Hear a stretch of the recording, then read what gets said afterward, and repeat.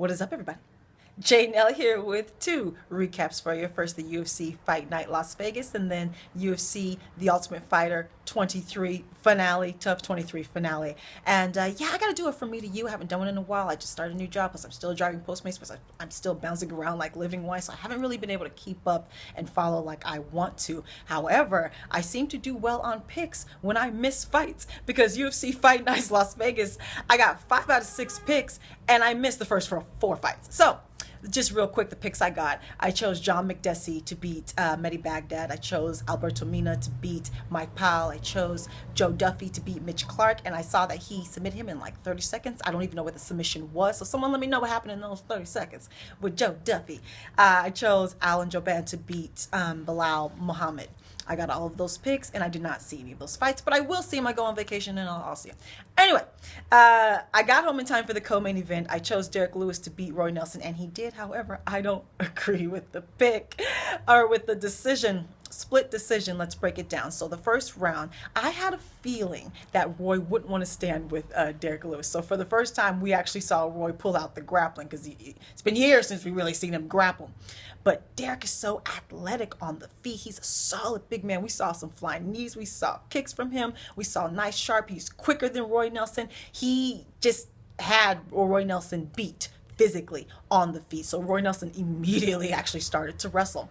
And Derek has that stand-up in him. He's bigger, and he's really strong. So he needs to get with Chuck Liddell and learn how to just stand up. Because when he chose to get up, especially in that first round, he just stood up. Just stood up. So first round was mostly standing. Derek Lewis was trying to end him, but he wasn't really head hunting. He was controlling his gas tank there. I was liking what I was seeing. Second round, Roy was able to get that big body up against the fence and hold position there. He was able to take him down, hold him down for a majority of that round, get off some ground and pound, but he's so strong he couldn't pull Derek from that fence. He was trying to get the crucifix there, but he just really couldn't move his body, but he's able to hold position and win the second round. Third round, more of the same from Roy Nelson until about the last 30 seconds, and he took him down repeatedly, and every time he would just stand up, he could just stand up. So I was screaming in that third round, Derek, just stand up, you know. So 30 seconds left, he gets up, and he nearly ends this fight in the last 30 seconds. He lands one shot that just Roy's head back. It was like a video game. I'm so surprised it didn't knock him out. If he had 30 more seconds, I think he probably would have KO'd him, but he didn't. Still, split decision victory in favor of Derek Lewis, and I personally think that Roy Nelson won the fight. I think he won the last 2 rounds. Let me know what you think. The judges could have been looking at you, sure. The shots landed, his powerful shots landed, damage done, things of that nature. You never know with the judges. So let me know what you thought of that. Now, main event. I lost this pick. And new UFC lightweight champion, Eddie Alvarez. He took out RDA, Rafael dos Anjos, in the first round. So I lost this pick, and I'm okay with it. I like Eddie Alvarez. He's such a nice guy. You can't help but like him. So I found myself clapping and cheering and just being happy for him. So let's talk about this. This ended in the first round. They were going at it, and actually it looked like Rafael was getting comfortable. He started to hold his position in the center of the octagon and push put pace like he does. He was getting his swagger on. He had Eddie's back up against the fence and going around the octagon in that manner. So it looked like he was working his game plan. Eddie was moving well, landed a big shot, which nearly ended the fight. Then Rafael proceeded to survive the next minute and a half while Eddie swarmed. He didn't unload the gas tank. It was cold. It was calculated, but he just repeated to hit him with bomb after bomb after bomb, until one point he had Rafael basically punched stuck standing where he couldn't move. Herb stopped the fight. Great stoppage. New champ. And like I said, I couldn't be happier for Eddie Alvarez. I like the guy. I liked him before. And he has slowly and quietly become one of the most highly decorated lightweights in the world. He's been a champion in every organization he's been in. And for those of you who are booing him getting the title shot, there you go. So I'm happy for Eddie Alvarez. So now, UFC The Ultimate Fighter 23 finale. I got 2 out of 3 picks. I got my pick of Doho Choi to beat Thiago Tavares, and I did not see that. I didn't see the fight. So someone let me know what happens there, because I know it ended early. And I think we got a star there. I saw the post press conference. He's got so much personality, even though he doesn't even speak English yet. Work on that. I think we got to I think we got one to watch there with Choi. Now, I did see my pick of Will Brooks beat Ross Pearson in a 3-round decision. I believe it was a unanimous decision. I believe. Correct me if I'm wrong. It might not have been.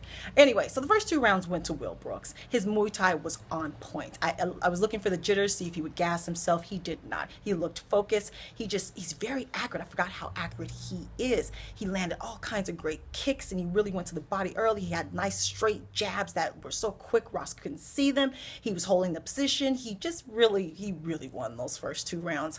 3rd round, Ross knew he had to come out firing, and he did. And I think he kind of edged out that 3rd round. He brought the brawl. He got a little messier, which kind of favors his style more. It was a little less pro-like, which favors his style more. He kind of got more into the dirty boxing. It was more up against the fence. And they're both trading shots. You could have gave the 3rd round to Will, too. In fact, I think one of the judges might have. Again, so I'm not sure how the judges went, but Will won the first fight. Then he immediately called out Eddie Alvarez. He said, "You got away from me in the last organization. You're not going to get away from me here." So great debut for Will Brooks.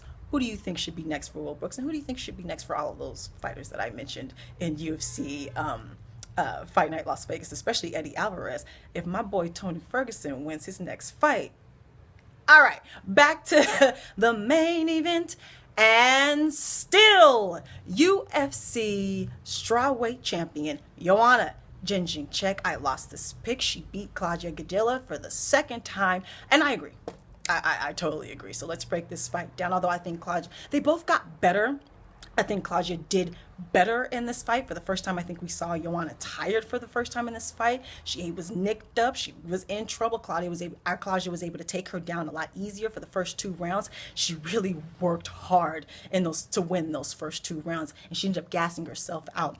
The moment she got tired was the moment that Joanna was able to run away with this fight. So the first 2 rounds, they were both hitting each other. Claudia is much slower, but she was very accurate with her punching. She actually hit Joanna on the feet with some large shots, dropped her first in the first round. She hit her much more standing than I thought she would. So she's clearly been working on her stand-up. She was using the stand-up. Of course, you get them worried about the hands, which opens up the takedown. She got up against the fence. She took her down a little easier than she did in the first fight. She was much busier in the takedowns. Like I said, she was working in between, punching her in between, filling the spaces.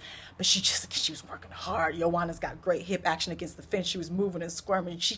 Claudia was really working hard in those 2 rounds to win them, and she did. When she got her down, ground and pound, she was busting her up the whole 9. She had her weird positions up against the fence, had her leg tied up. She just had to hit her in every way she could, and she did.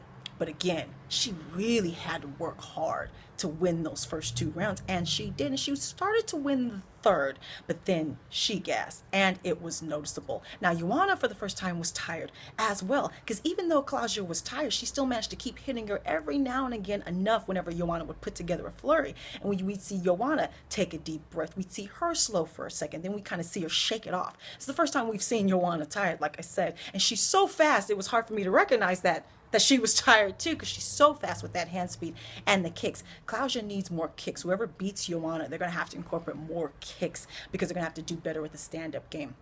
When Joanna gets going, her offensive output is so high. She just started to run away with it again. As soon as Claudia slowed down a bit, she began to run away with this. 10-shot combinations, including kicks and elbows. They're both trading nasty elbows in the clinch.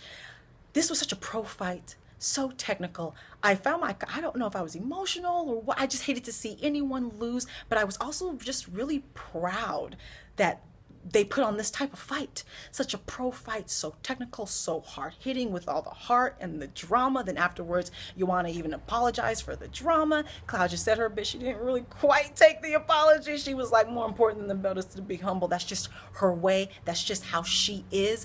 And it just filled me with pride. I couldn't even really clap, because I was just so proud of both these ladies to main event this event and just to do it so well and put on such a great fight.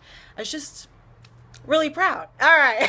So even though I lost my pick, I'm okay with it, and I'm just really proud of both those ladies. And let me know how you did on both events, your picks on both events, injury updates on both events, who you think everyone should fight. Let me know information I don't know, since I missed most of the fights.